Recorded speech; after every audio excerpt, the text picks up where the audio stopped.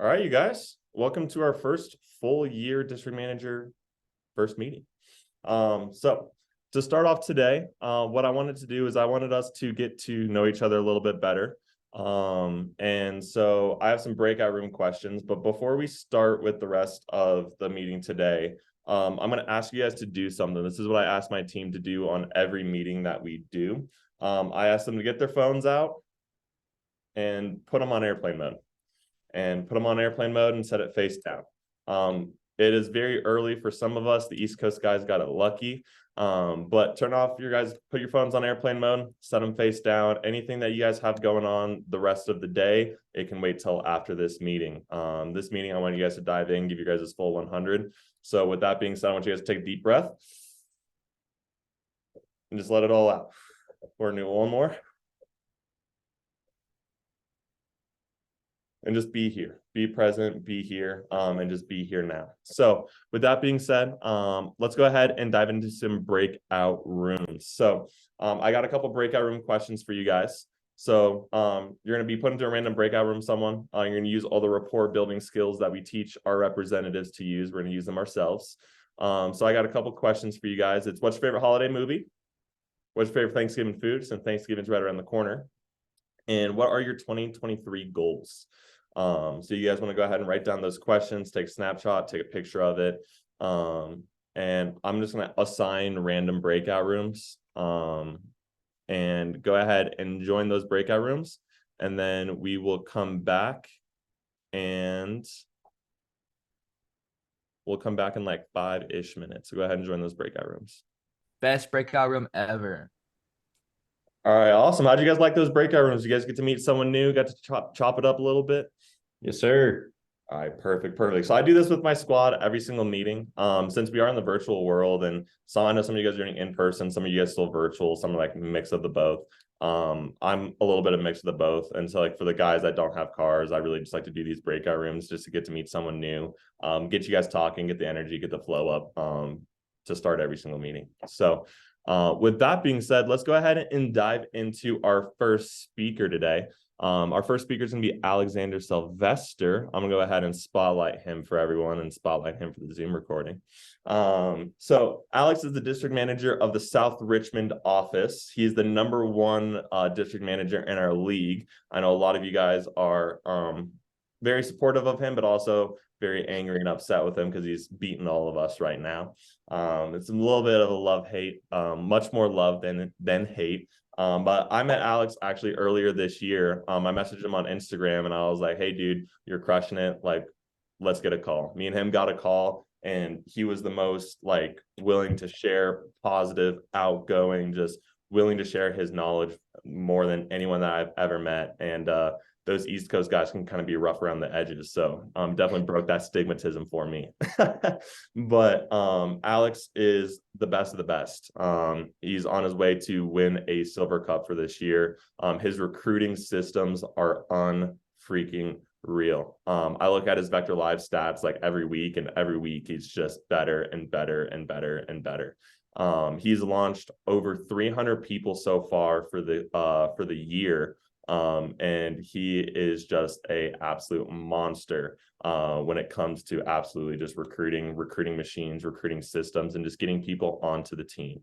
So that's why I asked him to speak. One of the coolest guys I know, one of the most outgoing, loving, and just the best of the best. So Alex, go ahead and take it away. Yeah, I appreciate that, Trey. So to kick this off, talking about recruiting, I got a couple of different things to focus on when it comes to certain systems that I think can give you guys the biggest momentum, the biggest shift in your business right away. One of the biggest things that I've noticed in general is a lot of new managers, they see the Kyle Lopes, they see the Drew Franks, they see the Dane Espegards, and they see these people with massive PPRs. And I think one of the things to realize as well is they have years and decades of experience over us, and years of recruiting behind them, right? To build a staff to allow them to focus on PPR. Now, do I think your mindset should completely like shift to, hey, I'm just going to focus only on recruiting and 0 PPR? No, not at all. But you need to realize that over 50% of your time as a newer manager needs to be spent in recruiting.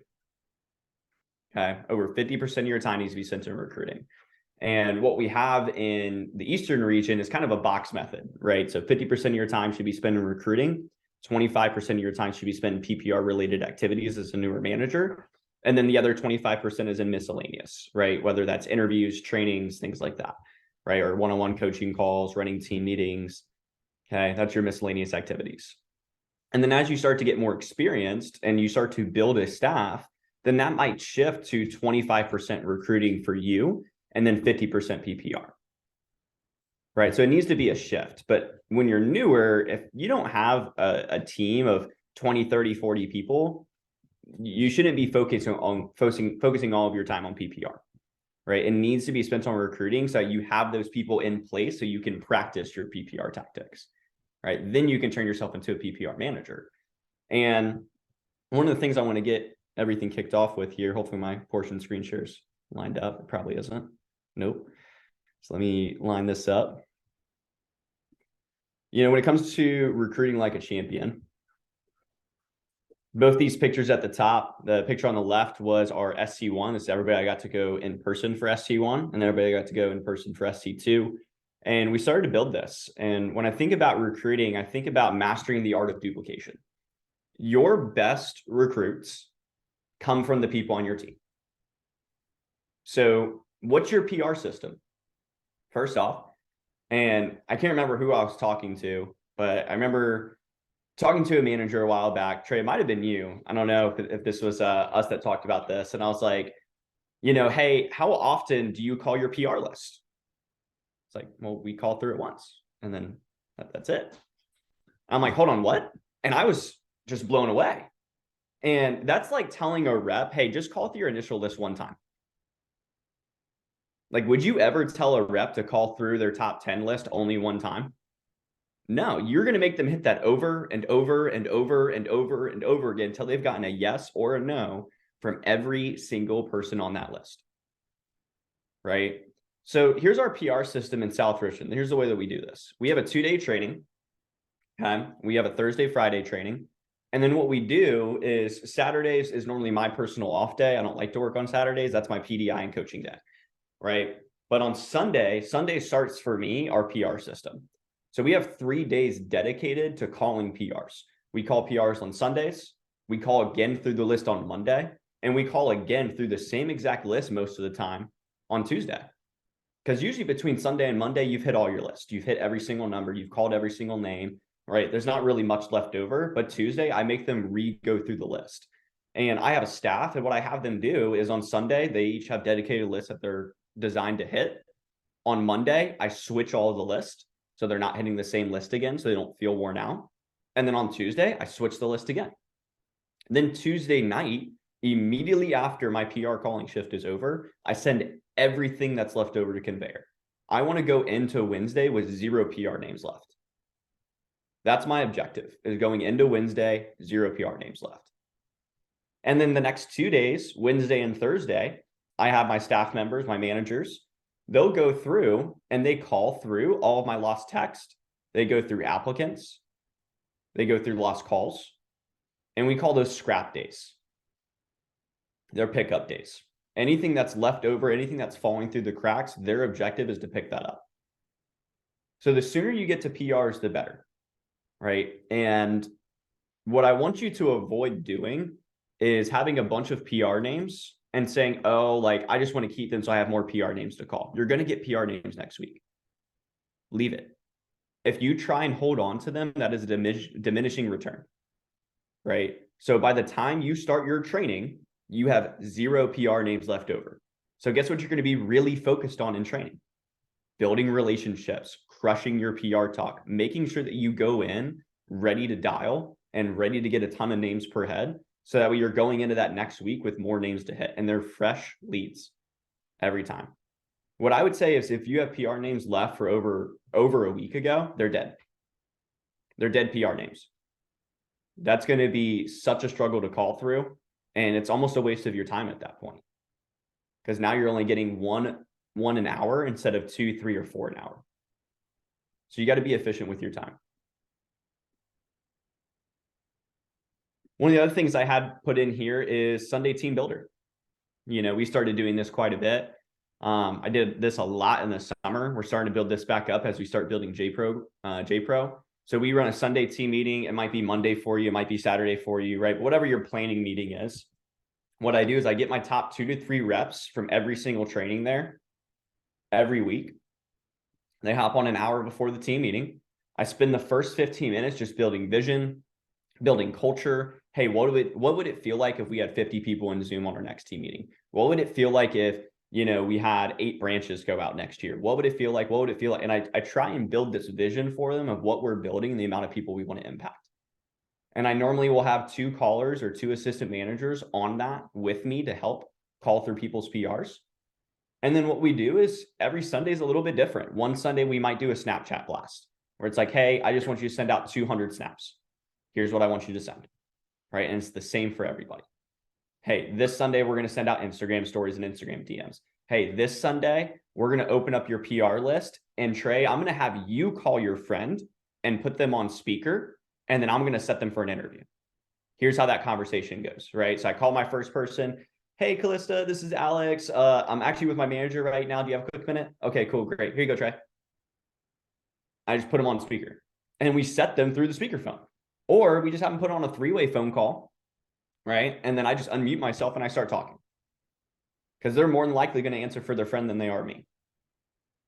And if you get 2 to 3 people on that, right? You take 1, 2 callers take 2 people every single week. You can get 5 set in an hour easy. Easy, because these are alley-oop PRs. That's 15 PRs being set for 1 hour of work. I don't know about you, but I think that's definitely worth my time. That's at least an extra 2 or 3 launches that week. So at a 2K PPR, right, 1K fast start, you're looking at extra 2 or 3 grand for the week just for doing that for 1 hour. If you look at your profitability, that's a $600 an hour work for you. 100% worth your time. One of the things I mentioned in here is building your campus relationships. You got to know your campuses and how to contact them. So I have a spreadsheet with all of my schools, every high school, every college. I know who the head person there is. I have their email saved, and I'm constantly reaching out to them. Now, if you're in the Eastern region, right, Vector East, right, your contact's Mallory Powell. I'm not sure who it is for everybody else, but try and figure out who in Vector is your campus relations person. Connect with them, get history on the schools. What's the reputation at your school, right? So you're educated before you go into that conversation. You can also ask if you email infosupport@cutco.com, infosupport@cutco.com. You can email them and ask them for a list of every single representative that has sold Cutco from X school.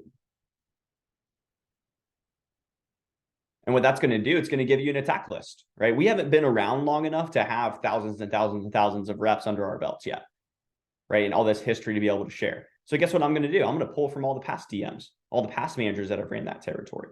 I did this with my school, Liberty University. My first time ever going into the school, they didn't really like Cutco or Vector. I met with them. I said, hey, here's every single person that earned over $500 while working with us within their first week. And I just name every single person that came from Liberty. And they're like, oh, people can actually make money doing this because now they have seen their other students do it.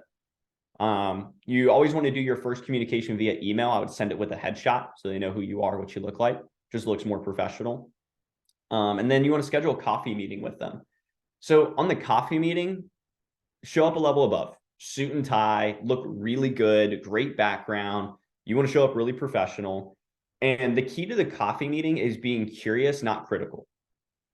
What I've seen a couple managers in my region do is they go in and they're immediately like, Cutco's not a scam. Cutco's not a pyramid scheme. It's awesome. And kids make a lot of money. Like, no, just literally shut up, be quiet. My first question I ask after I've built a little bit of rapport for 5-10 minutes is, hey, Trey, what are some of your concerns you have with Vector and Cutco? And I just make a checklist. Oh, we've heard it's a pyramid scheme. Okay, cool. What else, Trey?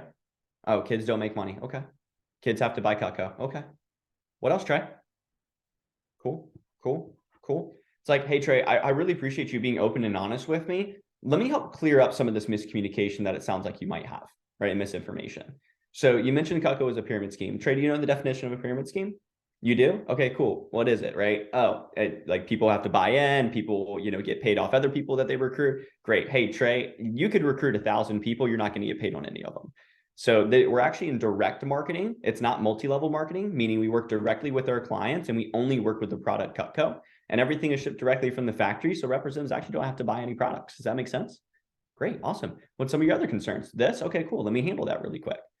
And if you go on campusdocuments.com, there's a virtual coffee meeting script. So after you've handled their concerns, you just go through your script, and that's going ham on Cutco, Vector, the opportunity, the resume experience, and that's where you can sell them on it. But you need to handle their concerns first before you try and sell them on the opportunity. Because if you handle their concerns first, now they're open to hearing you and listening to you, and they will bend over backwards to help you, right? A couple of things you can get schools to do. And this has really helped systemize my programs and save me a lot of time. You can get your schools and leverage relationships to get more applicants. They'll put you on their websites. They'll put you on their job board postings for free a lot of the time. You can get schools to send emails for you. 3 of my colleges in my territory send emails for me every single Friday. I don't have to do anything. I sent them a scripted email. I said, hey, can you send this out once a week, once every other week? Right? I'll give them reminders when I want a couple more emails sent out. And they just blast it out to all their students. And it's exactly an email that I want, and it goes straight to my Google form. Get as many tables set up before winter break as possible. Currently in Virginia, we have 2 kill days for every major school. And over the next 6 weeks, starting next week, we're going to be on campus at school for 6 hours a day, 5 days a week. For the next 6 weeks. Until winter break starts, we are on campus 5 days a week, almost every single day for 6+ hours. And that's every district manager, every assistant manager, every TLA representative. We ordered 15,000 business cards and another 150 posters per office. So we're going to go ham on this to try and get out as much quantity as possible so everybody knows about the opportunity. And here's a really easy way to get reps to help you. Pay them Cutco bucks. You don't have to put them on office pay, right? If they're not key staff or system managers already, but pay them Cutco bucks. We're paying our representatives 15 Cutco bucks an hour to come help us on campus. So what we had them do is they made a Christmas list of every piece of Cutco they would want, every piece of Cutco they might want to give to a friend or family. We had them calculate the retail price divided by 15. That's the amount of hours they need to help us on campus, and I'll buy them all their Cutco. Which is great because guess what? DM, I get it at a third anyway. It's dirt cheap. And I'm getting multiple recruits for it. Worth my time, worth my money. Right? So you get them to help you out. I think about, again, passing out the business cards. You want to hang up posters. You want to do whiteboarding. So you get to campus really early. I would get there probably by 7 a.m. on campus. And you go through all the classrooms.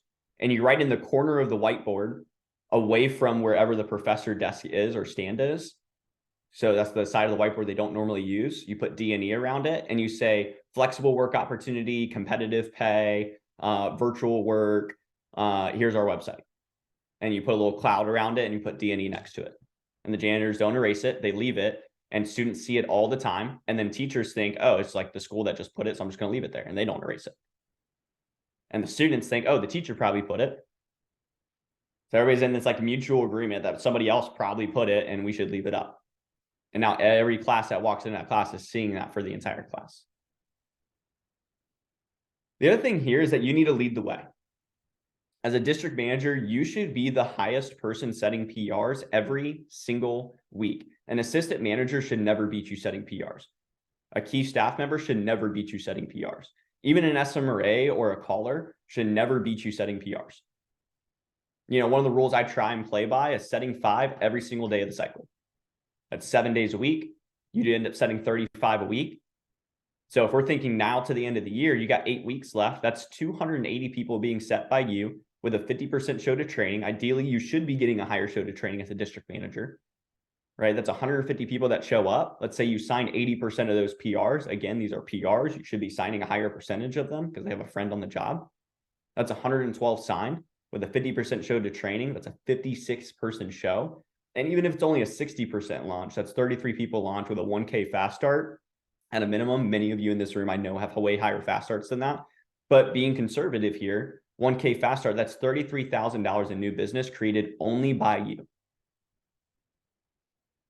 So how do you take this to the next level? Involve key staff, involve assistant managers to help you. Can you get 3 people sending another 35 PRs a week? That'll double your numbers. Even if you got 3 people just setting 10, that's an extra 30 PRs being set a week. Right? And this doesn't have to be assistant manager. You can train a key staff member how to do this, have them hop on Sunday 2-3 hours early before the team meeting and go out and set 10. They need somewhere between 3.5 and 5 hours to set 10 PRs. Shouldn't take them any longer than 5. Especially when they have a list to call. Here's my past 3 campaigns on what I've personally set. So campaign 1, I set 533 PRs with a 59% show. Campaign 2, I set 521 PRs with a 44% show. So kind of crappy for me. And then campaign 3, so far, I'm at 288 PRs set with a 51% show. And this is only my people, like this is only me being set. This doesn't include my SMRA manager. This doesn't include my assistant managers. This doesn't include my 3 other callers that I have on staff. And I think the other thing to think about here is I think we get worried about hiring callers. A caller doesn't even need to be somebody who is like a part of Cutco. It doesn't need to be somebody who has sold Cutco. You can literally message a couple people on Instagram. This is how I got my first set of callers. I just messaged a bunch of ladies on Instagram who were pretty well connected. And I was like, hey, I'll pay you $15 an hour. Part-time work, virtual work. You just got to make phone calls. And I sent out hundreds of messages, hundreds. And I got those 2 or 3 people in. And guess what those 2 or 3 callers do for me? Whenever I need more callers or we need to increase employment, they send out the messages. Because these are students that are in school that are well connected. They have good looking pages. And it's not some weird 21-year-old dude who's not in college and, you know, has this business that he runs. You know, it's somebody who's a real, like, who looks real on Instagram. You know, who students can better connect with. And my objective is to build that staff as big as I can.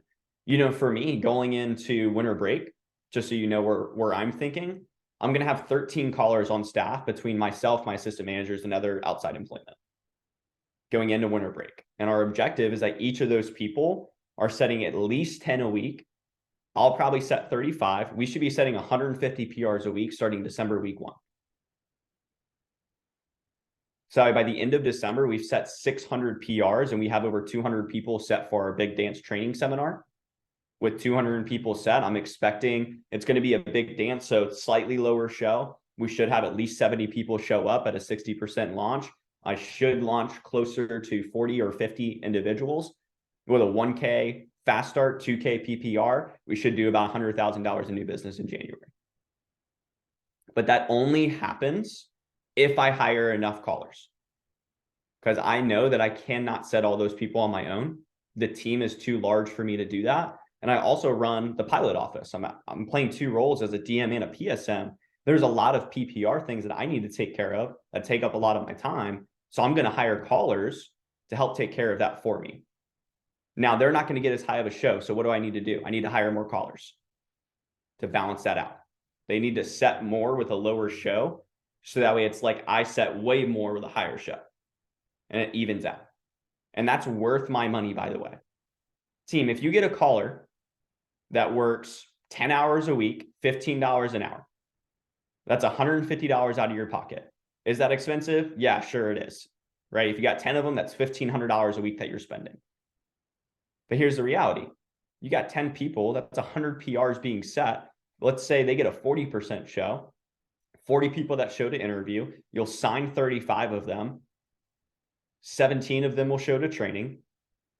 13 of them will launch. That's $13,000 in new business created first pop. So at 13 grand in new business, you make 20% on average. It's going to be closer to 20% since these are all newer reps. 13 grand, you make almost 3 grand off of that. I don't know about you, but I'm very okay with spending $1,500 to get a $3,000 income check. Very okay with that, because that doesn't include my base team. That doesn't include the training pop that they created from the prior week. That's just going to build and build and build and build and build. So it is a profit funnel. Now, one of the things with callers is you need to watch their stats. You have to watch their stats. If somebody is getting less than a 30% show, you are losing money. You need to let them go, transfer them to sales, or work with them, right, and get their show up. But I have a 3-strike rule.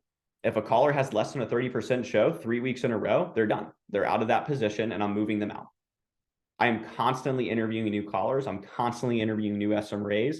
I'm constantly looking for better people to fill in those roles, right? And my SMRA managers are as well. You know, I have callers from beginning of the year that they've done well all year long. So now I have 2 SMRA managers that help me manage that program and watch stats. So now I've been able to systemize it where I don't really have to be involved anymore. You know, I'm probably out of my 4 shifts a week that are open, I'm on one of them. The other 3 are ran by my SMRA managers. I run the Sunday one to review results, review stats, congratulate, give out bonuses, and then I hop off, callers run the rest. So we're constantly getting PR set on a weekly basis without me having to be there, which allows me to do PPR. But I focused on recruiting first, right? And recruiting is the biggest thing for you guys. What's, you know, income wise, what do you make the most money off of? A brand new representative or representatives at 50 grand in sales? Brand new representative every single time. You get paid 25% off a person's first $1,000. 25% compared to 10%. That's more than double. It's a 150% increase in income. So always recruit, always fill positions. You're always filling training. You know, constantly maxing out interviews. And I think the last thing that I think about here is sign everybody. Sign everyone. Unless somebody blatantly shows up disrespectful to an interview and really offhanded, like it's very rare that I don't sign somebody. You know, the question you got to ask yourself is, can that person sell a single knife? Can they sell a cutting board? Great, hire them. Give them a shot. Give them a shot. What's the harm for you?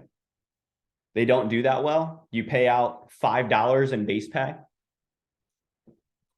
Cool. Sounds good.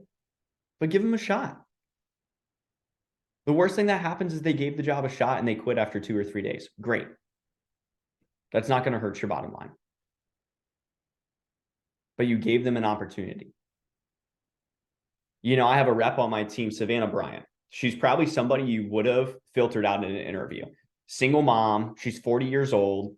Showed up to an interview in the t-shirt, like ragged t-shirt, sweatpants, wasn't really that attentive. And we dug in and I was like, hey, you need this job. I literally told her that.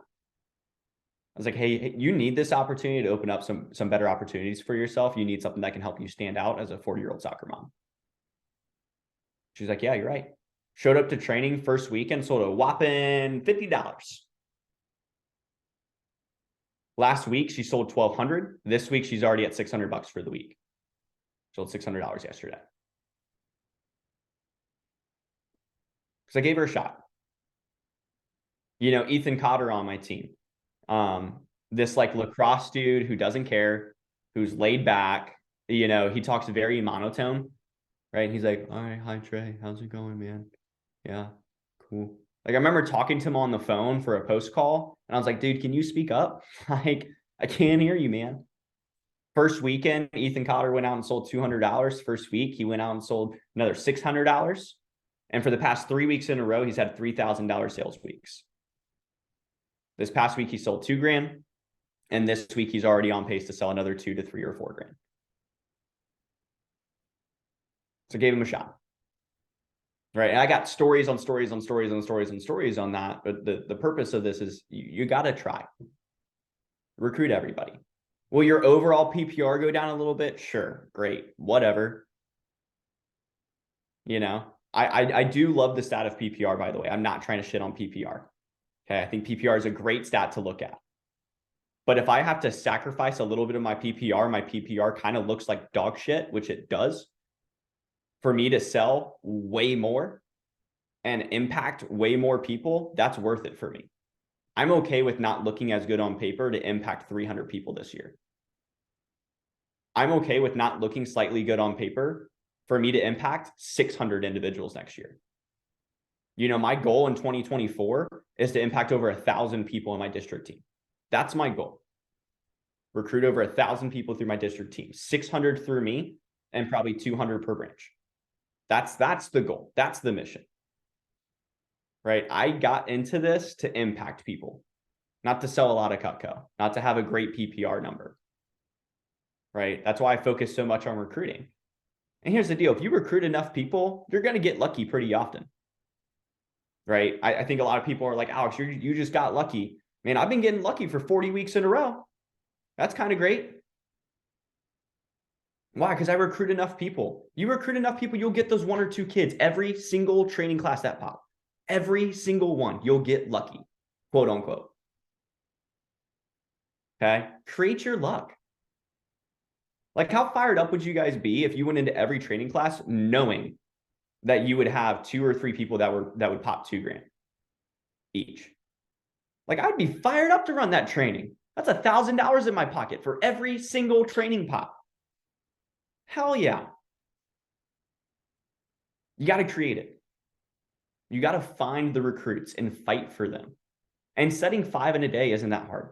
It takes you less than 2 hours. Do an hour in the morning, an hour in the afternoon. Done. That's your 5 PR set in a day. If you don't have PR numbers to call, cool. Go through lost text. You don't have lost text to call? Great. Go through applicants. You don't have applicants to call? Send out social media DMs. Send out Snapchat. Send out Instagram. Go on LinkedIn. But can you dedicate 2 hours a day for purely setting people for interviews? Can you set your 5 in a day? Every single day. If that's all you did, y'all, if that's all you did was set 5 a day, you'd set a lot. You'd set over 500 a campaign. That's over 1,500 people being set every single year. And Trey, you can look at my results from last year. I think my PR set per campaign was even higher than that last year. I think it was 600 or 700 per campaign last year. But just focus on the 5. Can you make your new normal not 10, not 20, but 35? That's your new normal. That's your new minimum. That's a win. You crush the week. Focus on the recruiting. Create your own luck. The big weeks will come after. You know, if all you did for the next 2 to 3 weeks is just heavily focus on recruiting, you'll have a massive training seminar, massive pop, and you'll have people you're excited to partner with. So that's all that I had, Trey. You were good to take the floor, man.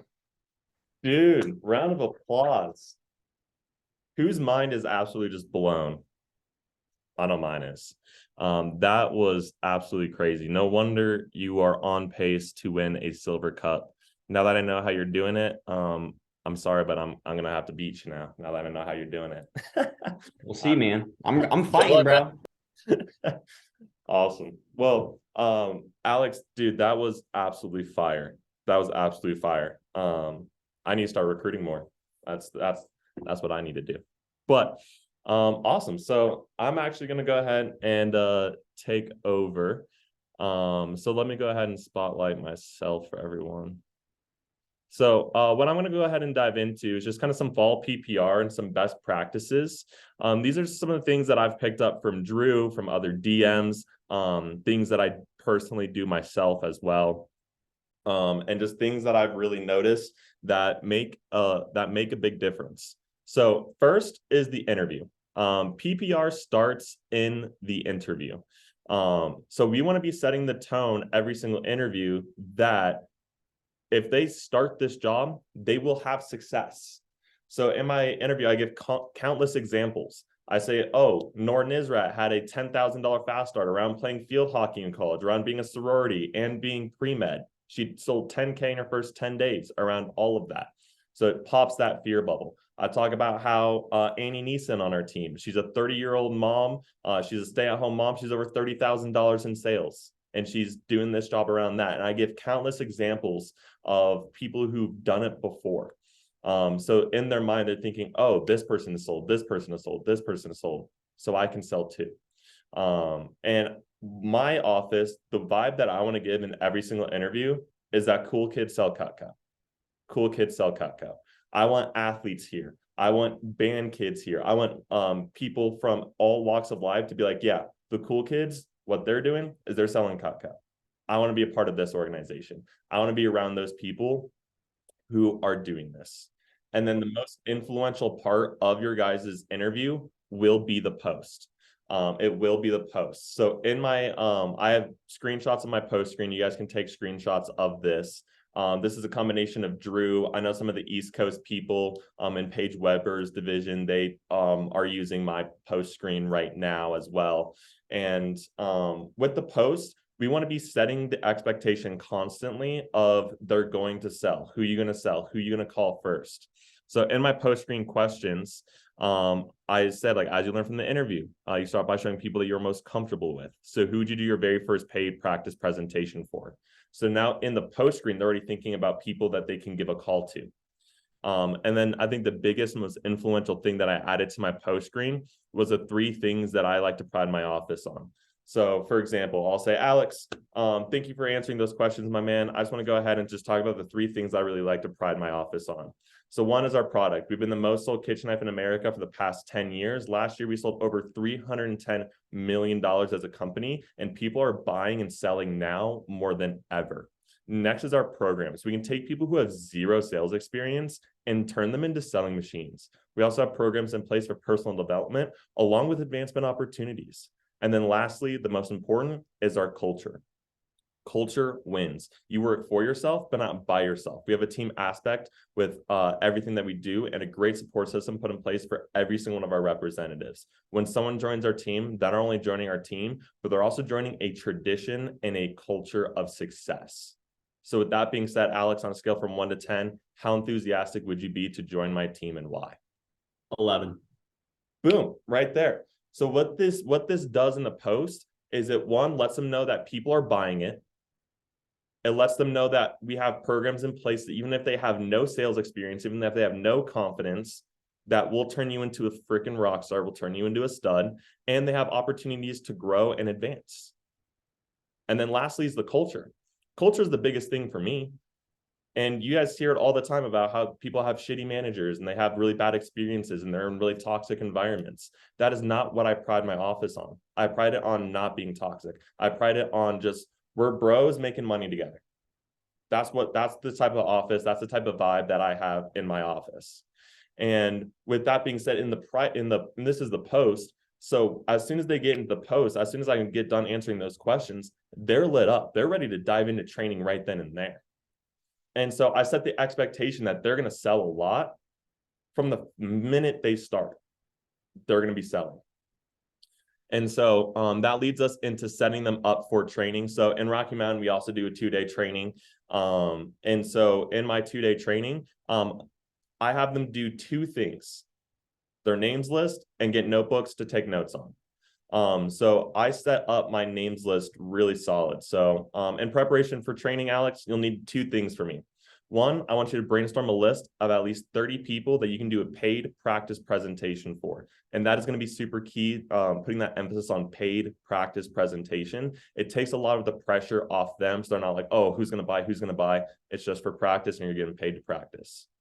So these are people like mom, dad, aunt, uncle, friends, parents, teachers, coaches, mentors, pretty much anyone that you know that's over the age of 30. I want you to write down their name and their phone number. We talk about all the time in marketing and in sales, like who's your target market? Who's your product meant for? For us, it is meant for people that are over the age of 30 and like to eat food. The minimum assignment is 30.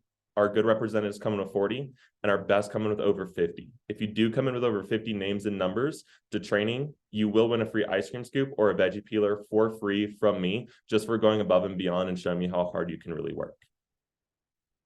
Boom. That right there, like if you have a stud, if you have that rabbit who just wants to go all out and you can tell that this guy knows a lot of people, something else I like to throw in there is like, hey, my personal record is 55. I showed up with 55 to training. If you can beat my record, I'll get you a veggie peeler and that ice cream scoop. I'll get you both. How does that sound? You think you can do it? And they're like, yeah, I'll beat your record. Like, I'll definitely outwork you. And I'm like, perfect. Go do it. And guys, veggie peelers and ice cream scoops, dude, light work.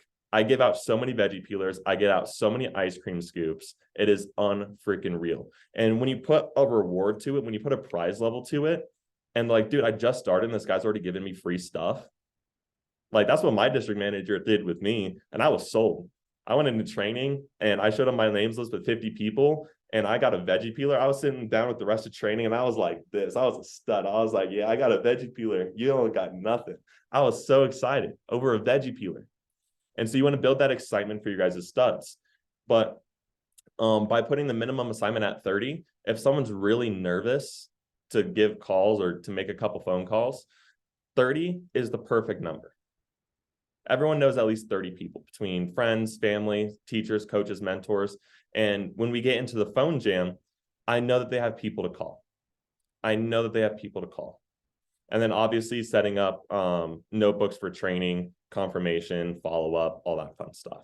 But these two parts of my post are the most important part that lead to my highest PPR. Because when we get into training and they're like, I don't know anyone, I'm not going to make phone calls. They're like, dude, I have 30, 50, 60 people that I need to give a call to. Like, shut up and let me phone already. Like, I have people starting to make phone calls before I even like launch the phone jam in training. So that brings us to key number 2, which is training day 1 and 2. So in training, what is the goal of training? I had a PC with Drew Frank about this, and it totally blew my mind and shifted my perspective of what I thought training really was. He said the main point of training is to build confidence in you as a trainer, to build confidence in the product, and to build confidence in themselves that they can do this job. That's the main point of training, is to build confidence. The second part of training is to let them know who our customers are. If they're showing any person, they're showing their 26-year-old cousin who's really dope that lives in a penthouse or a really cool apartment down in Texas and just balls off Jimmy John's, Chipotle, and Chick-fil-A, and they're showing them they're not making sales, that's gonna hurt their confidence. Are they showing the right people? Do they know who our customers are? I spend almost an hour in training just talking about Mack customers. Just talking about Mack customers. So they really get it and understand. And then lastly, the last part of training is to book demos, is so they hit their first promotion and they make sales. That is the part of training. I reserve the last hour to 2 hours of training for phone jam. For phone jam only. Because that's what we want out of training, right? We want them to sell, show the right people, and book a lot of demos. So throughout the training process, I'm letting them know that those are my goals of training.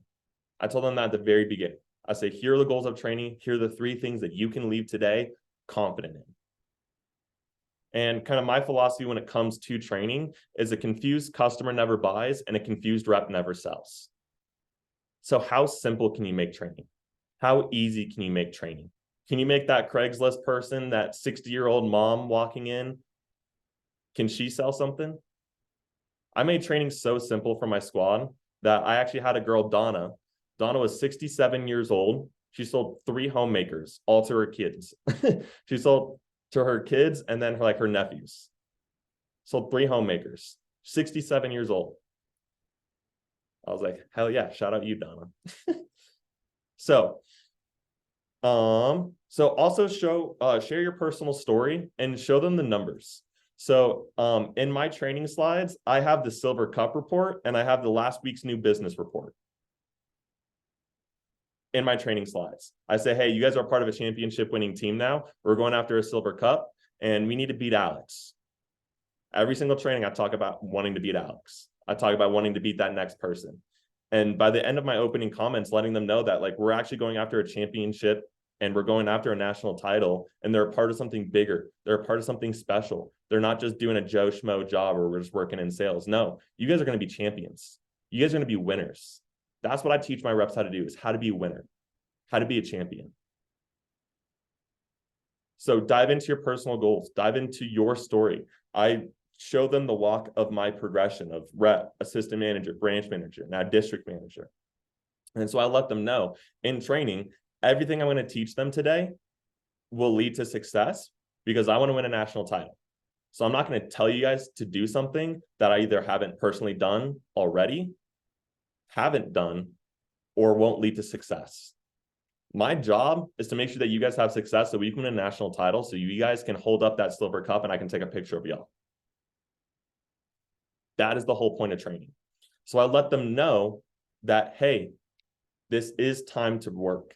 You will have success. And if you follow these steps, you will have success. And I show them the Carfax. I show them the proof.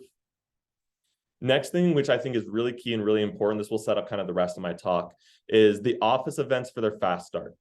So I have advanced training 1 in there. I have advanced training 2, team meeting, and AT3.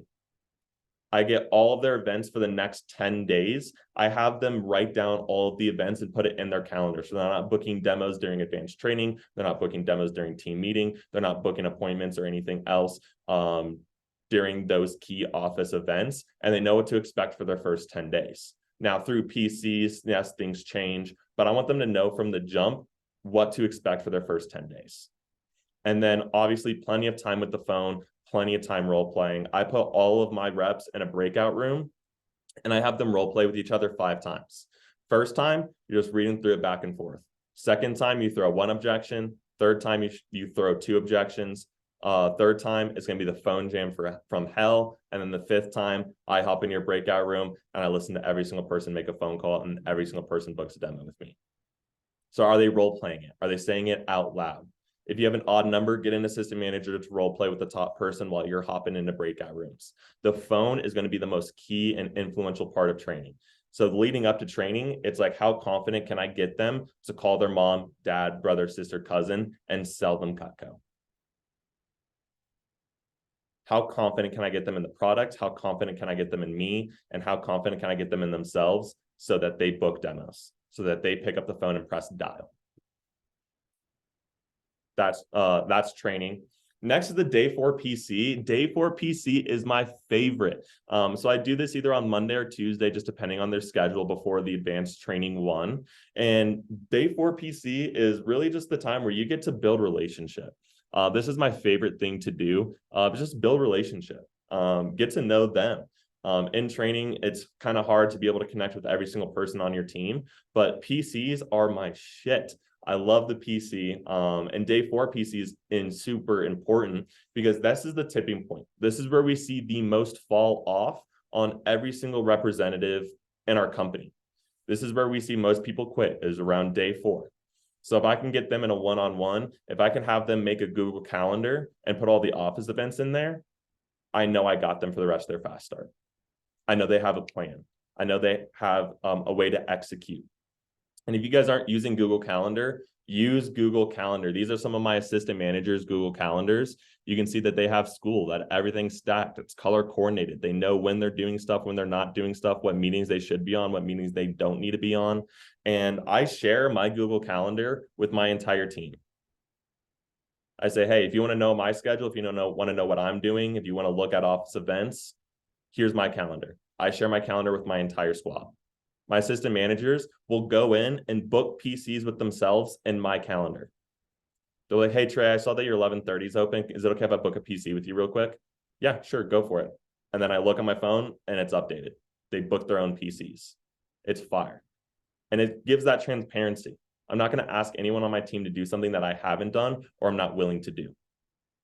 Also in day 4 PC, you get to hype up advanced training 1, 2, and 3. I dive into their next top 10. So the goal is that they do their top 10 by Monday, and then days 4 through 6, their midweek, that's when you hype up their next top 10 and get that list, and they know at least they have a plan of attack for the weekdays, and then put in all their office events.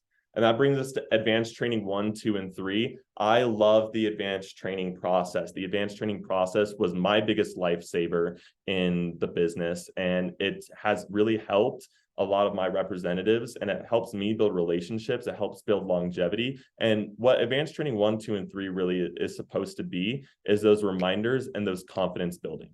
In training, since it's only 2 days, we go over a lot of shit really quickly, but being able to go through the advanced training process and dive into why do we do this? Why do we say it this way? Why are we going throughout this process, and giving the whys and not the how.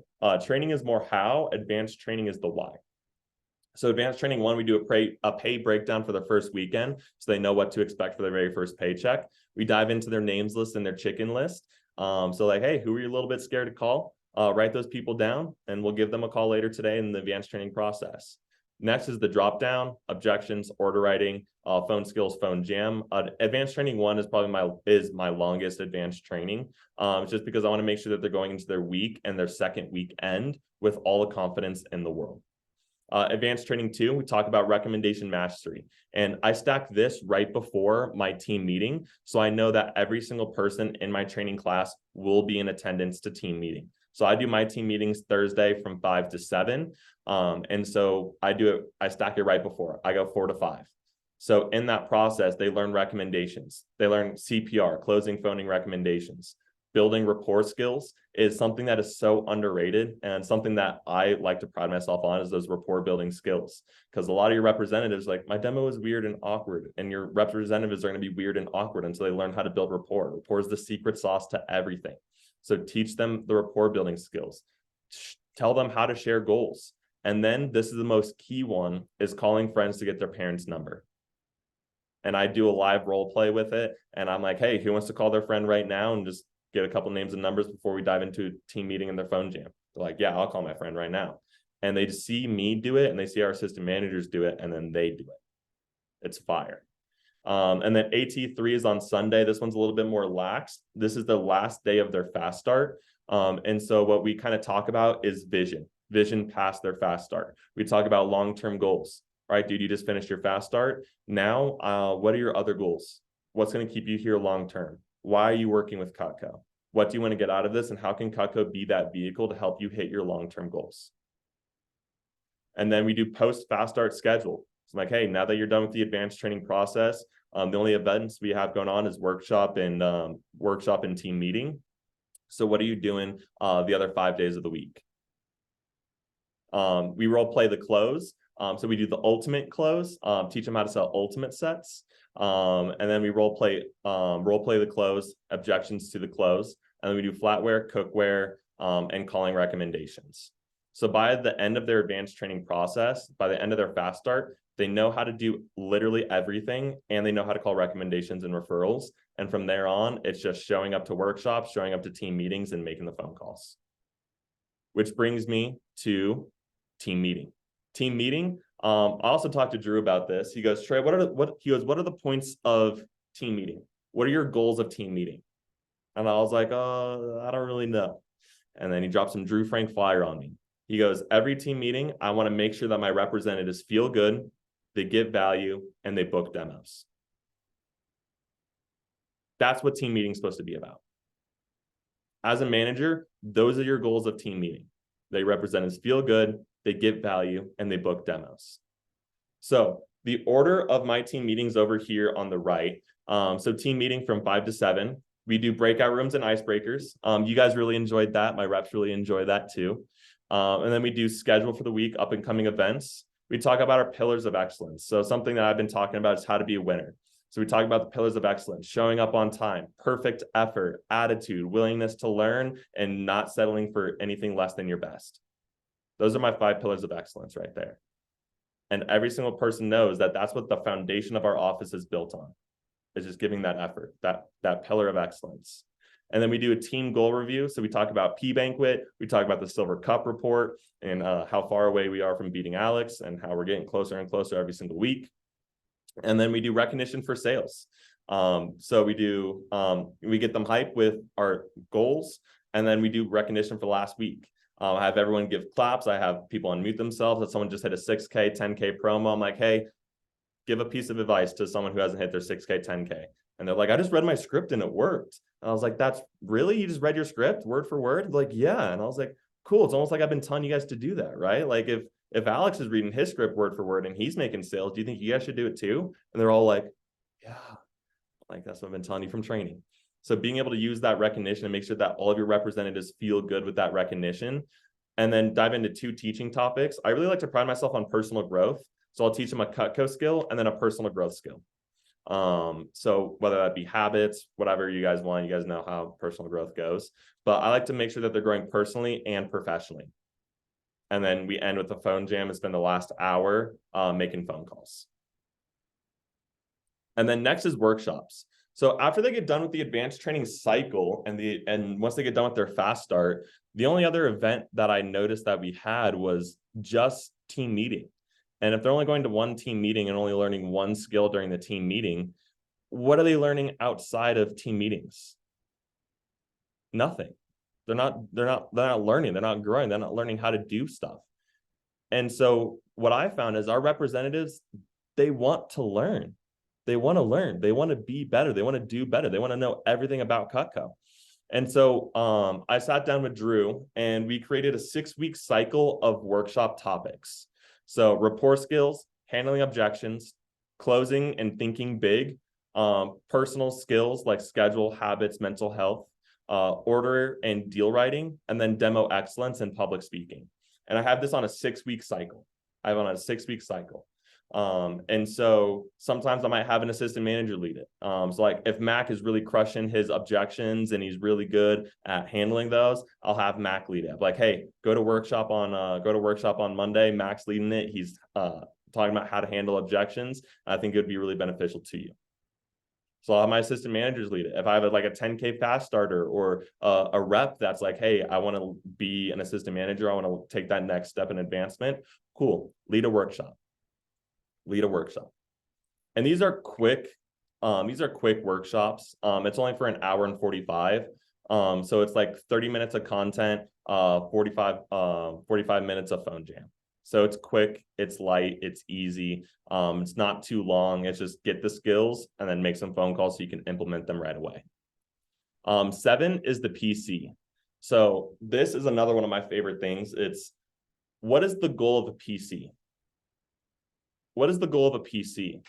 And for me, the PC really breaks down to 4 things. Building relationship.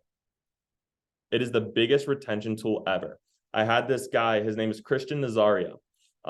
His first 3 weeks on the job, he sold a whopping $300, $100 a week for 3 weeks.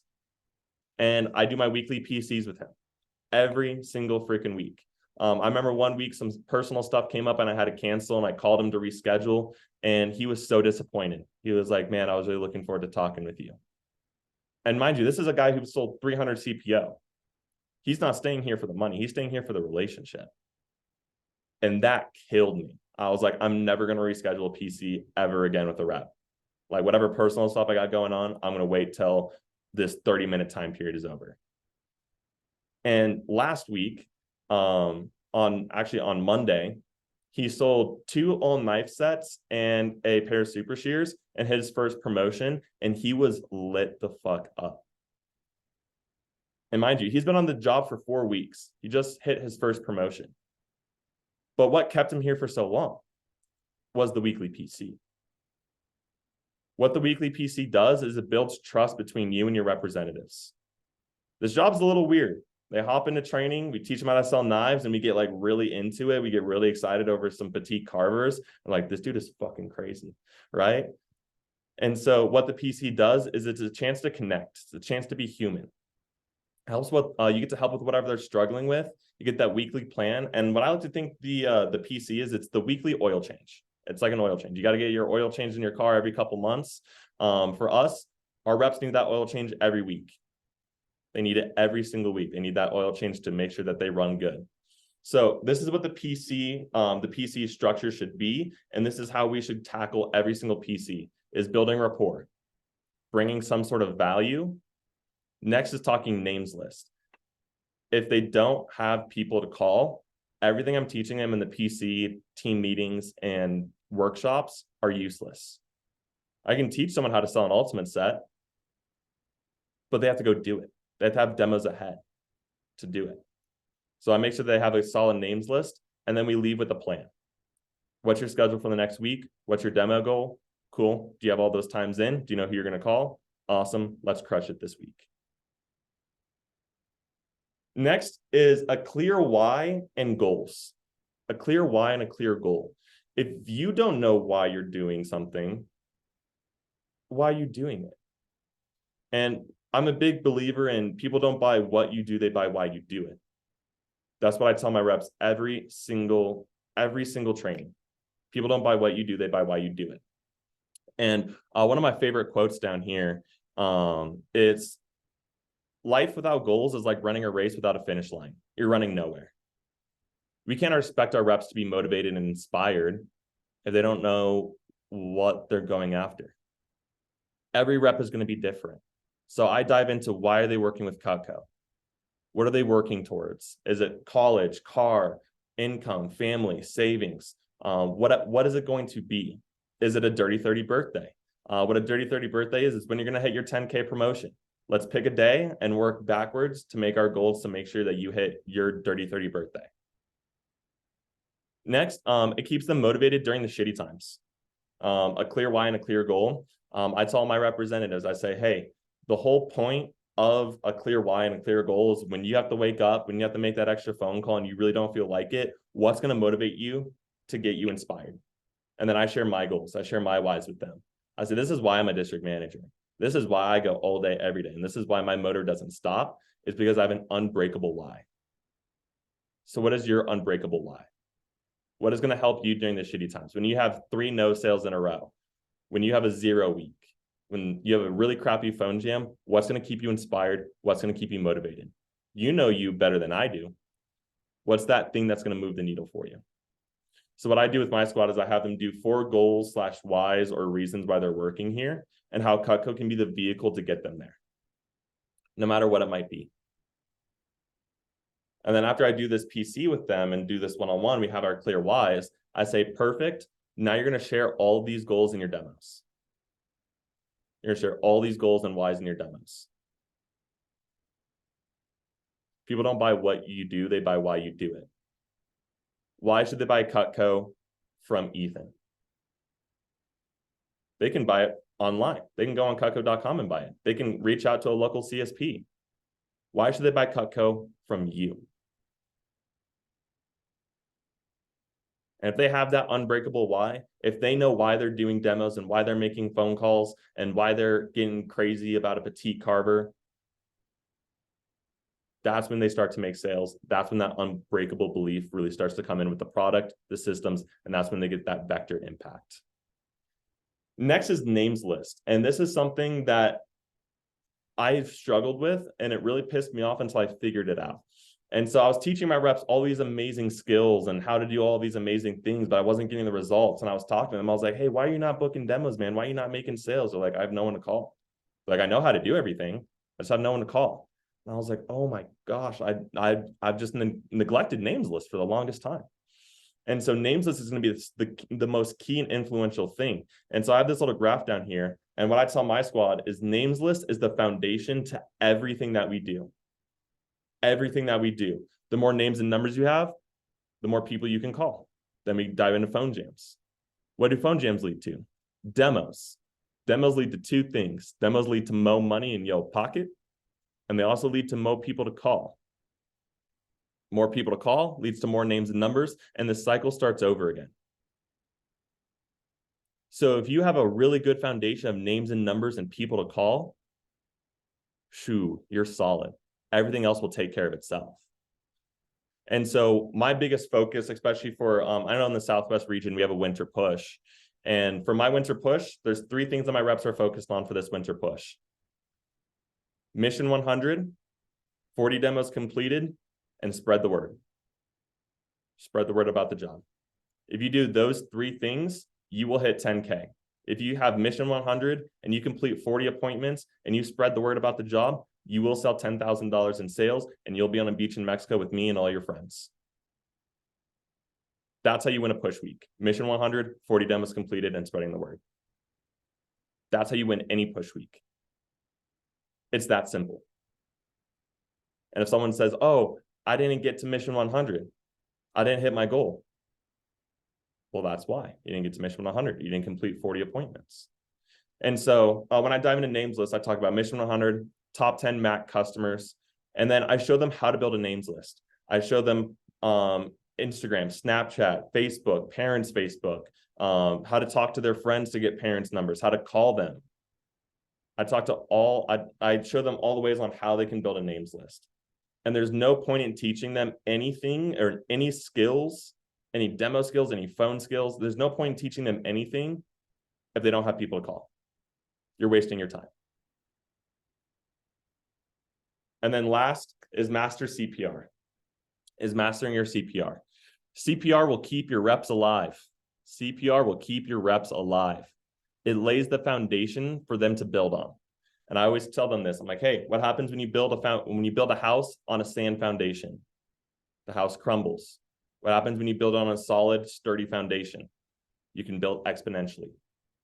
The 3 skills that any Cutco rep needs is how to close, how to make phone calls, and how to get recommendations. It's just that simple. And so I make it as easy as possible for all my representatives. So what I do is I do CPR certified. How quickly can you guys get CPR certified? So how quickly can you memorize your closing script? How quickly can you memorize your phoning script? And how quickly can you memorize your recommendations approach? And if you can memorize all 3, you get 1 homemaker piece of choice from your boy.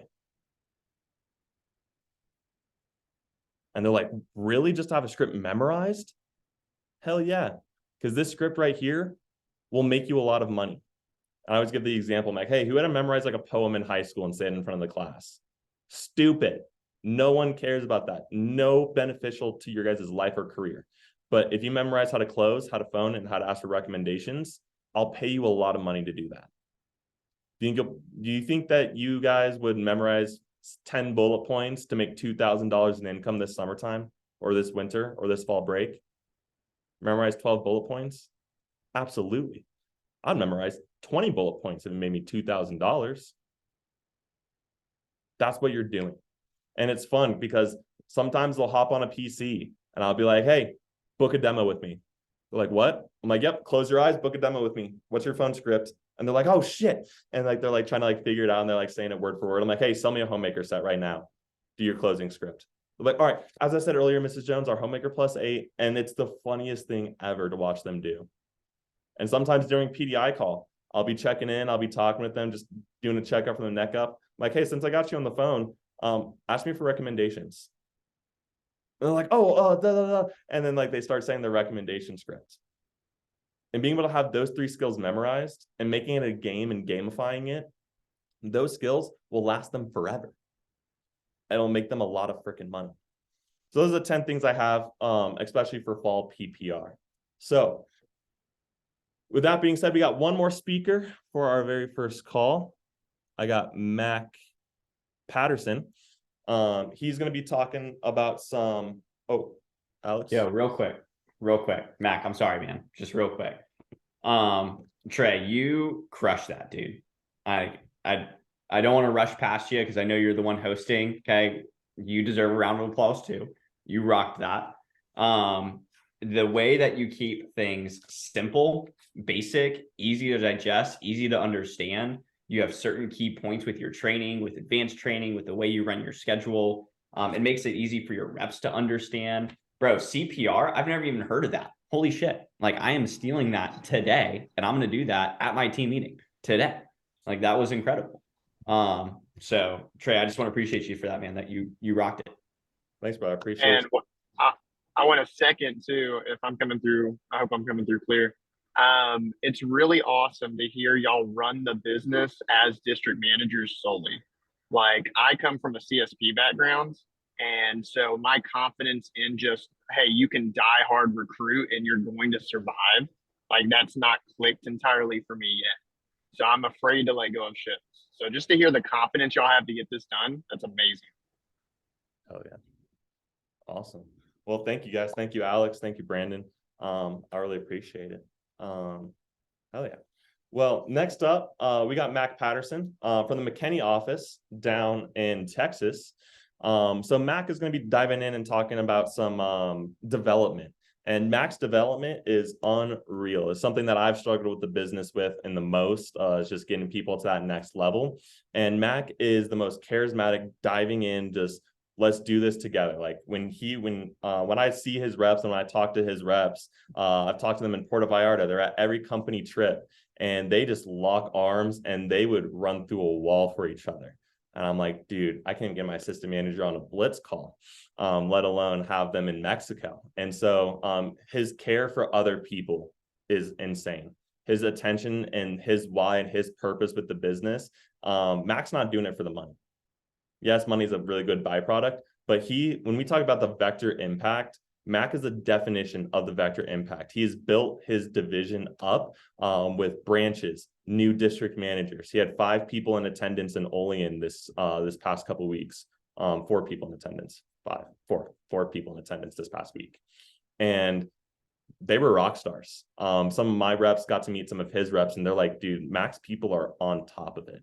And so diving in just to some development, getting people to that next level from assistant manager to branch or even district. We got Mack from the McKinney office.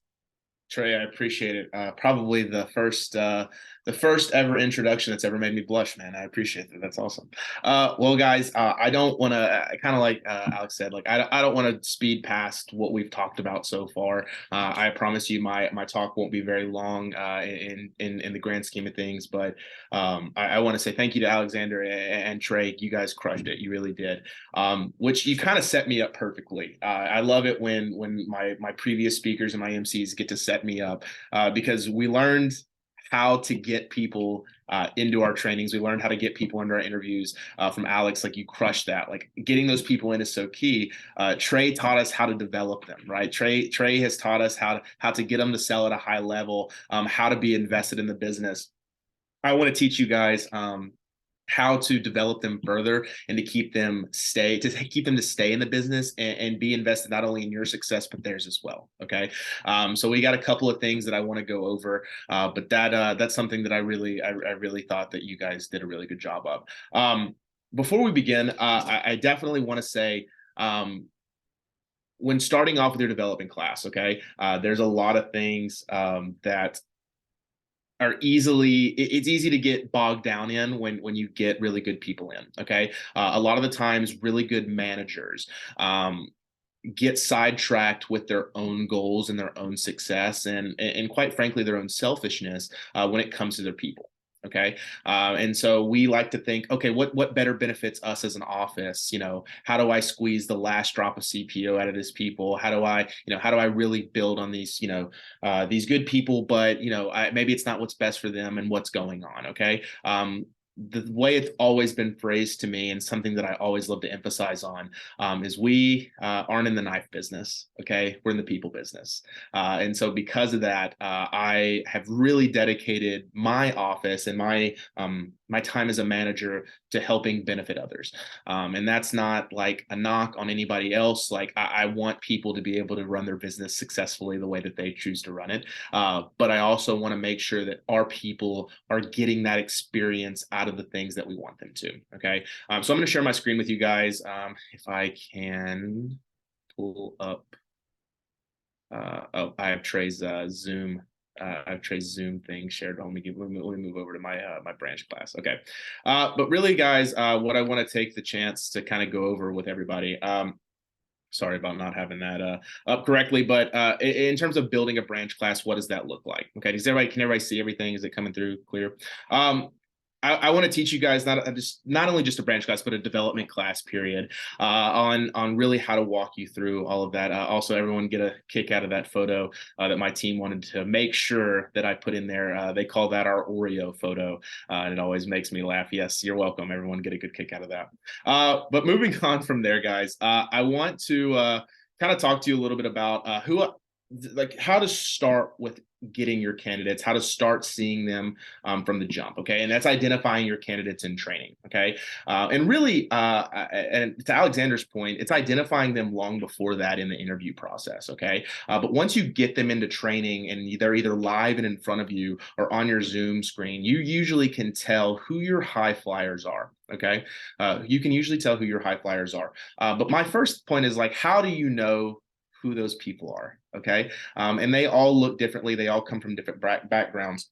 I'm sure if I polled the group here in our call, we all started in different ways. We all come from different offices and different managers and different division cultures. Okay, and so because of that, you have to be able to identify who your high flyers are from the jump, just based off of their interaction that you have, the interactions that you have with them, and the interactions that they have with others in the training class. Okay, one of my very first training classes that I ever ran as a district manager, I'll never forget this.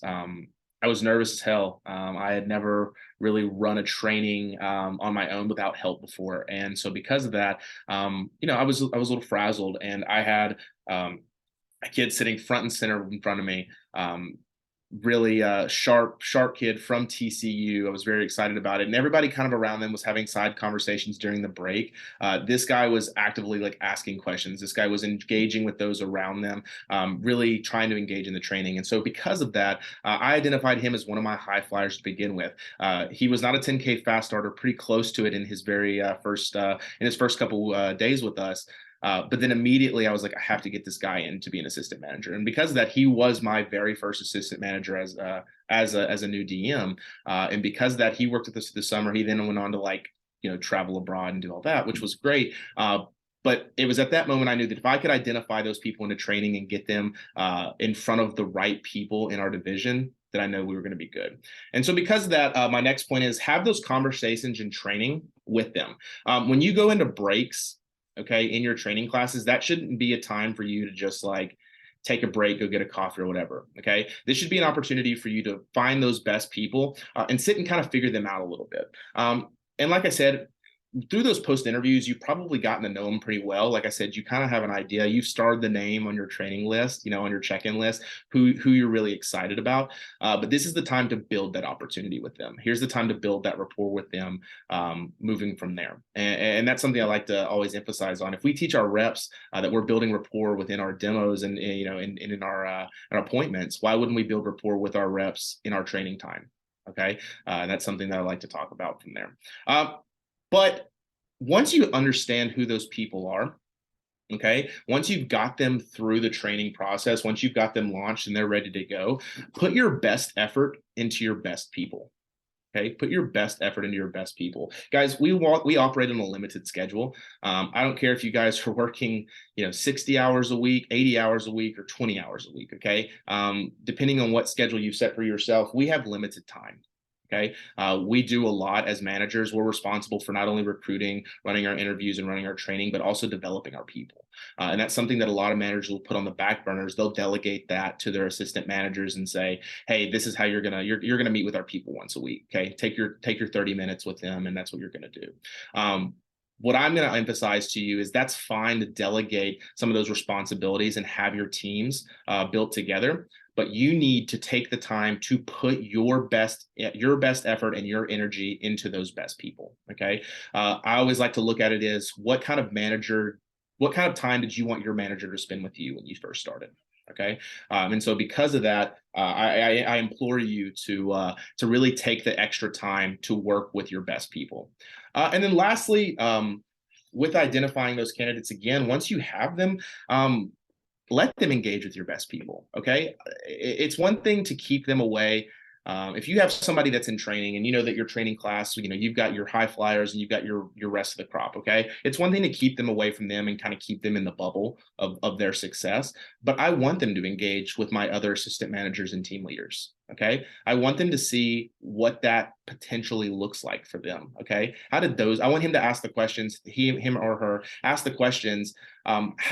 How did those people get to be in that position? Okay. What did their fast start look like? What did their first month look like? Okay. Those are the questions I want them asking. And so how does that happen? You let your best people engage with your best people. Okay. I want them to be able to develop in that aspect. And so that's kind of the start throughout the training process. Now from there, guys, once you have the opportunity to meet with them one-on-one, it's best to start understanding your reps. Okay. It's best to understand what their why is.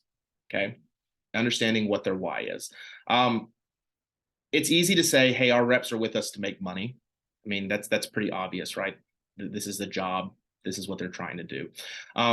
But I really, in my PCs, and Tre did a good job of kind of breaking down what a PC should look like. But going a little bit further, I take an exorbitant amount of time to build rapport with them in my PCs. This is the first chance we've gotten a time to talk one-on-one, not in training with everybody. And don't get me wrong, you're doing PDI for your people. But this is a chance for us to sit across the table from each other and really kind of get to know each other. Okay. I want to know what interests them. Okay. I want to know what interests them. For a lot of the times, guys, we're recruiting some of the best people. Okay. We have really good reps that are coming into training. We have really good students and people that are motivated. But what interests them? What really makes them tick? Okay. When Tre and I had the opportunity to meet a couple years ago, it wasn't that I knew really who Tre was. It wasn't that I knew that he was going to be a new DM. We got to know that later down the road, but I got to know Tre and what interests him and what we could bond over. Okay. Now the dude, we talk about sports, basketball. The dude's coming down to see a concert with me in Dallas here within the next couple of months. Okay. Like these are the things that I got to identify just with somebody else in our business. And now we've had a chance to bond over it. Okay. And that's something that I think is really key, a key part of our integral relationships in the business that a lot of people take for granted. Okay, I want to be able to see how I can connect with them beyond a work level. Okay, and we'll talk more about building those relationships throughout this presentation because it's so key to our business. But how does Vector benefit them? Okay. It's easy to say like, hey, you're going to make a lot of money. This is what to do. But what are they really trying to get out of the job? Okay.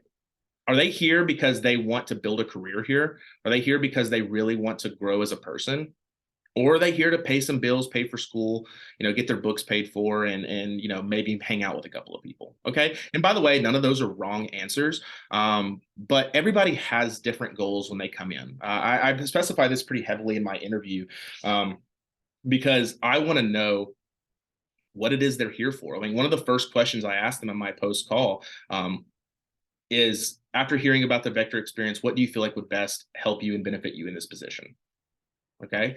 And that's an easy way to gauge kind of what they're thinking. Okay. They've heard about the making money. They've heard about the branch district CSP opportunity already in my interview. What is exciting them? What's exciting them? And then after that, guys, I'm going to lay it all out there for them. I want to talk about the opportunities. And because of that, guys, I'm going to share experiences of people on our staff and people in our division that have already been able to go through those experiences. Okay. It's really easy here in like Texas because there's so many quality people. When I talk about the CSP opportunity, it's really easy for me to talk about Chelsea Rodriguez. Okay. Guys, started out of University of Alabama. She's a Silver Cup winning CSP. I mean, she sells well over $800 million a year. It's super easy to talk about that. We all have one of those people that in our territories, in our regions, that we can zero in and talk about that. Okay. Hey, when I talk about district manager opportunities, not only do I get to talk about myself, but hey, I'm going to talk about Ethan Campbell. Guys, Ethan came up in the business, won a Silver Cup, like in his first this year as a district manager. That's awesome. That took a lot of hard work for him. What do you think that that'd be something that would be interesting to you? Okay. Hey guys, branch manager Jacob Shelton this past year. Jacob's run a branch office the past 3 summers in a row. He's made more money than a lot of school teachers make, and he did that in like 3 weeks. Okay, like being able to share. And I know that sounds crazy because this is all things that we've heard before. We've all heard those stories, but into a new rep, this is exciting for them because it's the first time they really get to take a peek into the business and what those opportunities actually look like. Okay. And so I want to move on. I want to move on from there, guys. And I want you to make them want it. I want you to make them want it. It's one thing to kind of to share with them everything. But if you have one of those reps that, like Alexander's talking about, right? Like they're just kind of quiet. They're not really engaging. I want to make them want it. My better reps on my staff were the super shy, the not very talkative people that I got to visit with. Okay. And it was a lot of hard work. Okay. It wasn't that they were just like, hey, this is something I'm going to kill. I'm good at sales. Yeah. They were people that couldn't, give a speech in front of a class. And now I'm telling them to present in front of people. Oh, and by the way, hey, next summer, if you do really well, you're going to run your own office and you're going to have to talk like this in front of your staff. Okay, that's maybe not somebody's goal in life. That maybe not be something that's the most comfortable for them. But if we can phrase it the right way and present it to the right people in the correct manner, we can make them want it. So how do you make your reps want more? Okay. How do you make them want more out of the job? When they're first starting off with us, there's a lot of different things that really get people motivated. And the one that's always worked for me is competition. Okay. How do I set competitions with my reps amongst each other? Okay. How do I set competitions with me? It's really easy for me. It was kind of mentioned earlier about like the Cutco bucks. It's really easy for me to give away product. Okay, it really is. It's really easy for me to set something up with them, something that they want. The best one ever was I had a rep that came in for one of their push periods, and they were like, "Hey, like if we do really, really well, what would I have to sell to get like this new pair of shoes that I'm really looking at? Or hey, I need some new dress shirts. Okay, like I want to look like you guys do at our meetings. What do I need to sell for you to get that for me? Okay, it can go beyond Cutco. And like you said, if they're selling and this is something that they're really like looking to achieve, like why would I not want to support their goals? Okay, I can go down to Joseph A. Bank and get a couple shirts on sale. They look good, and now they're happy, and they know that I'm invested in them, appearing to look good for the business. Okay, so setting competition amongst your reps and setting competitions with others is always key. Okay, that's something I love doing. I did it with my 2 branches last summer. Hey, you guys are going into this month. Let's see who sells more this month. Okay, dinner on me if for the winner. Okay, like that's something that's really easy to do. And then what about learning the business? Okay, a lot of reps when they come in, they look for somewhere to belong. Okay, it's not just some job. If they wanted just some job, they would be working anywhere else. Okay, like they were attracted for certain reasons. But once we get them in, like I said, we're in the people business, guy. I want them to learn that business. I want them to understand the intricacies and really what it is they're looking. And, we sometimes as managers like to keep the curtain pulled when new reps are starting off. Guys, once they're through their fast start, it's okay to let them start really diving into it. Okay, like I want them to see it. I want them to understand what it is that we do and really what it is that they can attribute. Okay, and then working with like-minded people, guys. I don't want some Joe Schmo in here that's like really bringing the team down. Like it's one thing to have people in on our team that maybe aren't necessarily here for the long haul, but I want my best people working with like-minded people. So like I said a little bit earlier, exposing them to our best team leaders, our AMs, our current branch managers, okay? I can't tell you how many times like I'll invite other DMs in our territory and I want them to be able to come in and experience that. Right now I run a staff meeting every Tuesday, and that's for all of my candidates. Okay, I call it a staff meeting because they obviously are working as assistant managers, but it's a candidate meeting. That's what I'm really driving. I have guest speakers on every week because I want them to hear from like-minded people like them. Okay, and it's always somebody different. At some point, you guys will probably all get a text to come speak on my meeting, and that's okay. It's just 30 minutes, 45 minutes because I want them to hear from the best. So I want them to work with people that they think are like them. Last night I had Roman Earhart from the Rising Sun division. Guys, he came on and talked about selling in college. Okay, he just easy enough. How do you sell $100,000 while doing a full load of classes? And they loved it. They ate it up. Asked a ton of questions. And those are the people that I want them to be exposed to. But guys, like I said, iron sharpens iron. Iron sharpens iron. I want them to be around our best people. I want them to be able to have a strong work ethic working with everybody else. From there, guys, once you are around those people, that's when you can start sharing those success stories, okay? Sharing your previous management experience that you have, as well as those in your division.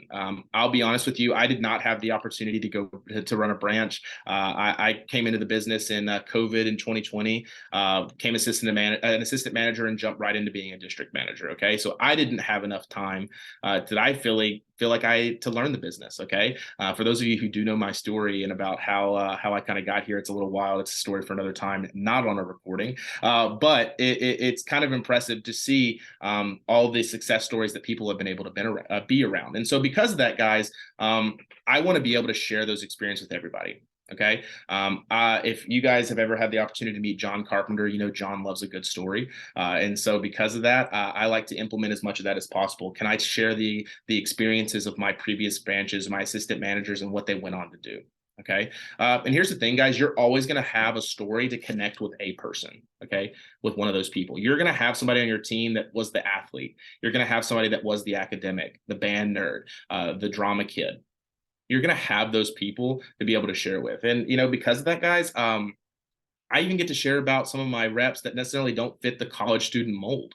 Okay, guys, I had a rep last summer. She was 60 years old, getting ready to retire. She sold 10K like in her first month and a half. And then she was just like, hey, like I got to take care of my grandkids. I'm done. Guys, she's still like, she and I get lunch like once every couple months, like just because she's so invested and wants to meet. She likes to hear about the stories of what's going on in our office. And I get to share her story. Guys, if Kim, our 60-year-old rep, who's basically retired, taking care of her grandkids, can do it, Why couldn't you?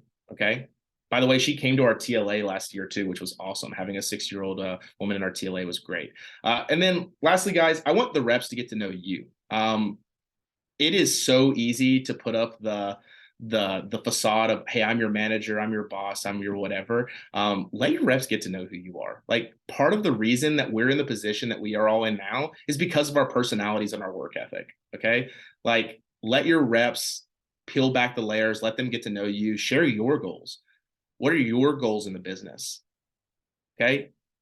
How could those people on your staff, how could they help you reach those goals? Let them be a part of what your vision looks like. Okay. And I think I talk about that here a little bit later. But really, guys, are you committed to their success? Okay. Are you committed to your rep success? Are you really understanding of what's best for your candidate? What's best for your team? Or are you bogged down in the idea of, well, this is how they could help me. This is how I could get something out of them. Okay. The biggest thing that I emphasize on, and Trey, I appreciate you saying it earlier. I'll be honest with you guys, like, money is great. Paycheck's great. That's how we live. That is not my biggest concern when I work with my sharp people. Okay. Like, if I wanted to just like pump people into I could recruit 1,000 people, pump them in. Hopefully they sell a couple bucks. I'll make my 25% off of them and say, hey, in a week, you're done. Okay. Like, I don't want to do that. I want to develop my people. I want to understand what's best for them. How can I best help their lives? All those people in that picture you see right there, I've had an opportunity to run TLA for or work with directly out of my office. And I've gotten to learn who they are as people and really what's best for their trajectory in the business. Okay. And for some of them, it's not necessarily running a branch. Maybe for some of them, it's like, hey, I need to work as an office manager, or maybe I want to go CSP and I want to sell more. Like, I want to help them succeed in that endeavor. Okay. But also I want to utilize their strengths. Okay. I want to utilize their strengths, guys. Everybody has their big keys and what they're best at. You know, the reason that we set up this call to hear from certain people is some people are better at things than other. Like, I hesitate to say that nobody's better than Alexander at recruiting right now. Okay. Like, I've looked at the quantums. I've looked at the reports. I know Tre's PPR is really, really high right now. I look at the Silver Cup report. I know that Callista's really high up there right now. Okay. We all have our best keys that we want to utilize. And so why would we not do that with our team?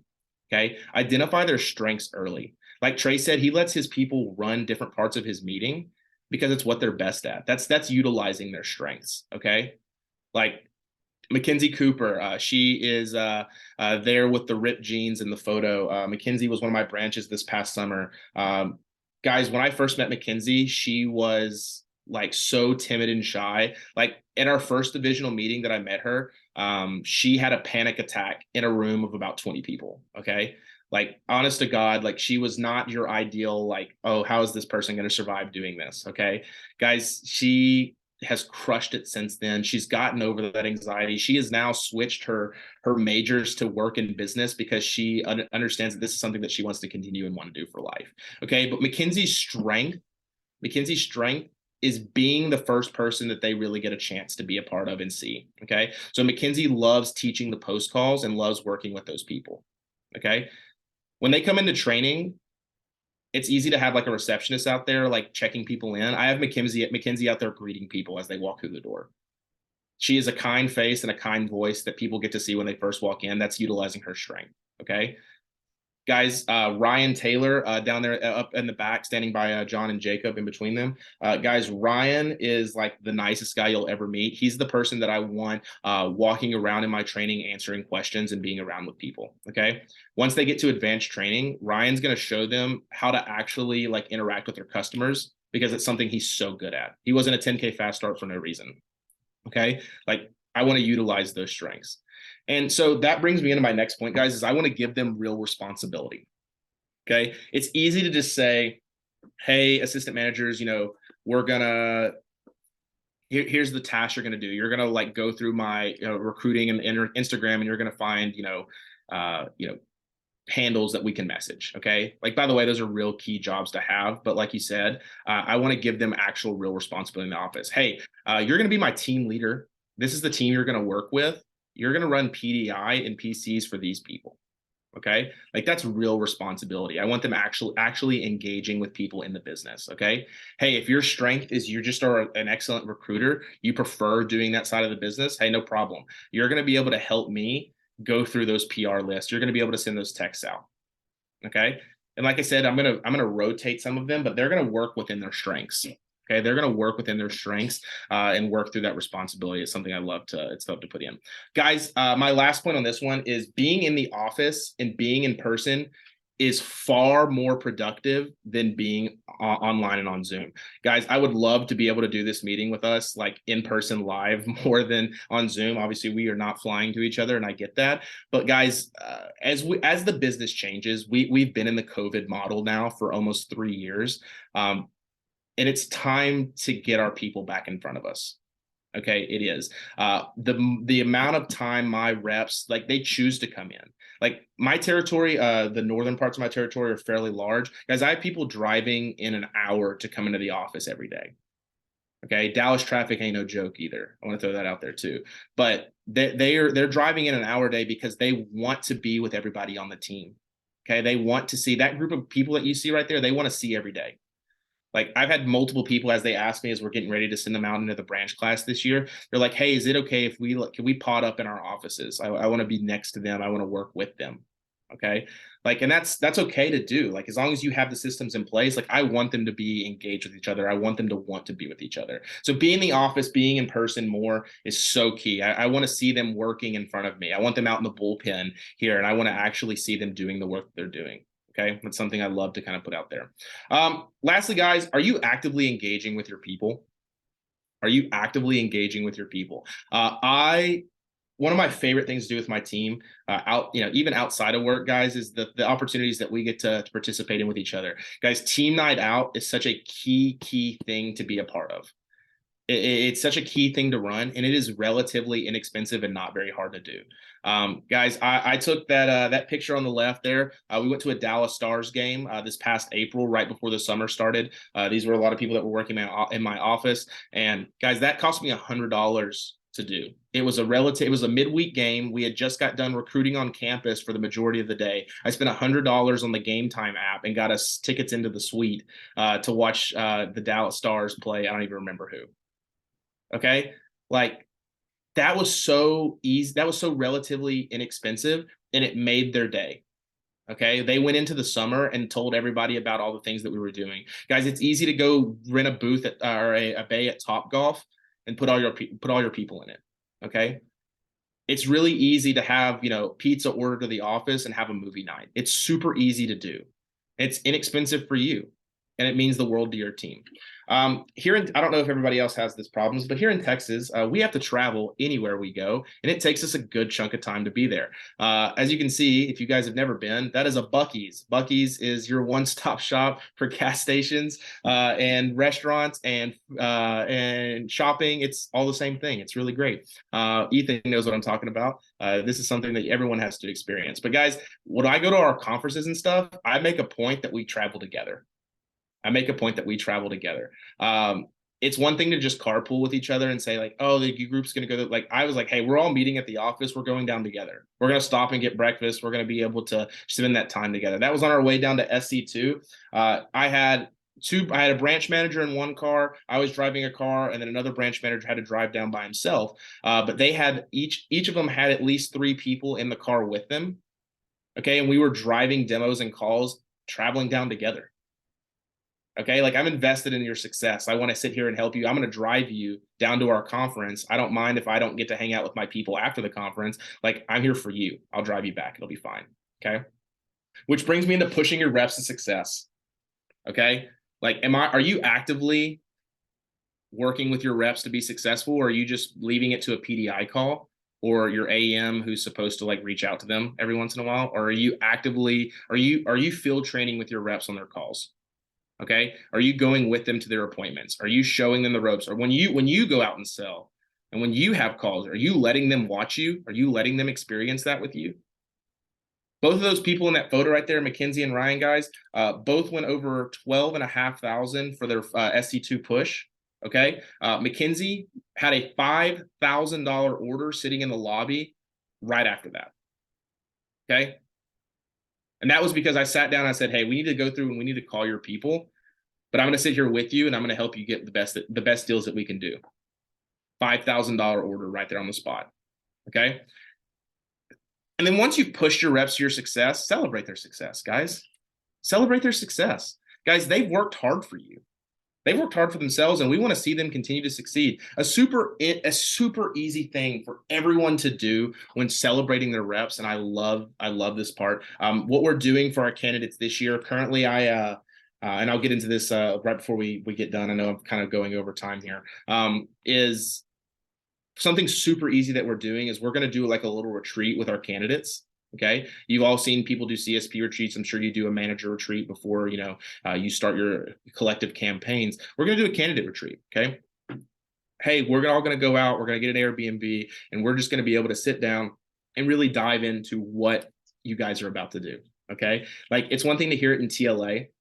It's another thing to experience it all together. Okay. And something that we're doing, and I kind of do for my candidates, is this year we got customized product. Okay. Like you can see, I have my name on my pocket knife. Guys, I'm going to put all of their names on it and have candidate, branch manager 2023, district manager, new district manager 2023. Guys, that is so effective because it's personalized to them. Okay. It's something that you took the time out of your day to go, hey, this is something I'm thinking about. You're going to crush it this year. Now, when you get through your summer, this is something you're going to have to remember just besides the experience. You're going to actually have a knife. You're going to have a product that you're going to be like, every time you see that, you're going to remember how great your summer was. Okay. How great this opportunity is. Relatively inexpensive, super easy to do. And my reps have always loved it. So really my breakdown from here, guys, is just drive your atmosphere. The best way to motivate and keep your people going is to just drive your team atmosphere. Guys, create a divisional culture. I don't even leave it as an office culture. Don't leave it an office culture. Create a divisional culture. Are you happy with the way things are running in your division? And if you aren't, are you able to put forth the effort to change your whole divisional culture? Guys, if you're creating a development team, they are the future of your division. They are absolutely the future of your division. And so the best way I love to kind of phrase this, guys, if your people don't enjoy working for you, why would they enjoy working with you? If your people don't enjoy working for you, why would they enjoy working with you? So when they get to run and be in those management positions and be in those positions of power, I want them to be able to contribute to that divisional culture. Okay. I want them to contribute to my office vision. I want to let them know that, hey, in the future here for my office, as a branch manager, as an assistant or a sales manager, or even as a division manager, you're going to be a part of our district. And this is the role that I see you playing out. What do you think about that? Do you think that's something that you want to be a part of? A lot of the times it's going to be yes. And if they aren't happy, maybe it's something else. They want to do something else. Hey, Mac, I want to run my branch, but then I really think I want to go CSP. I think I want to sell. Okay, guys, that's fine. That's more than okay. I want to push them to those opportunities. Hey, no problem. Let's get on a phone call with some of the top. Let's get on a phone call and a text group with some of our coordinators here in the division. Okay. And then lastly, guys, be a leader versus a manager. Tre actually said this to me one time, and it's really stuck with me. And I know I'm shouting you out and I'm hyping you up here, Tre, and I it's a good thing, but I don't want them to look at me as their boss. I don't want them to look at me as their manager. I want them to look at me as their coach and mentor. Okay, guys, what I do is going to affect them more than me just saying, hey, you got to make some calls today. Like I'm going to be on that call with them. I want to be a part of that phone jam with them. I want all of my reps to be there with them.